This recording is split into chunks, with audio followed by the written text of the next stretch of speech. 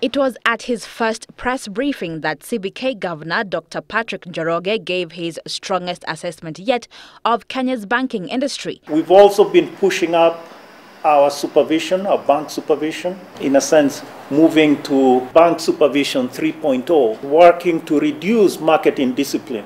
Barely 4 months into his tenure in office, Imperial Bank has become the second institution to be placed under receivership due to what the CBK termed as unsound or unsafe business conditions. And now the CBK governor has confirmed that its decision to put Imperial Bank under receivership was prompted by disclosures by the bank's board of directors that, quote, brought to the attention of the CBK inappropriate banking practices that warranted immediate remedial action, end of quote.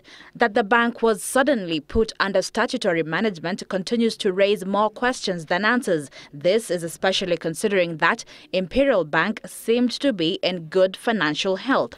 If you look at ratios like the core capital ratio was even similar to that was reported by other Tier 1 banks, and even if you look at their liquidity ratio, they met the statutory requirement. But sources familiar with the goings-on in the privately owned bank say there have been wrangles among the bank's board members over the running of the bank and, in particular, the alleged improper use of depositors' funds. It is this situation that saw one faction of Imperial Bank's board volunteer information to the CBK in a bid to save face. Banks are the most heavily regulated institution in any economy. There are laws in Kenya that nowadays, if you are involved in any malpractice as a board member, you will be disqualified from being a board in any other institution. The Kenya Deposit Insurance Corporation has since assumed the management of the bank as it moves in to ascertain the depth of lending irregularities at the bank and protect depositors' funds. But Central Bank says the closure of Imperial Bank, which holds 1.8% of the banking industry's assets,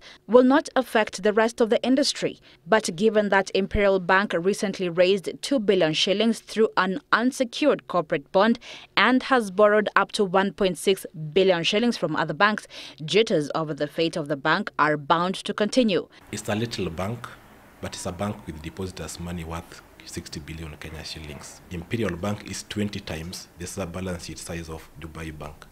So as much as we may rule out that it's a little bank, but it may have impact. And as the CBK moves to still the disquiet over Imperial Bank's closure, the regulator says it's ready to use all instruments within its power to keep the banking sector stable.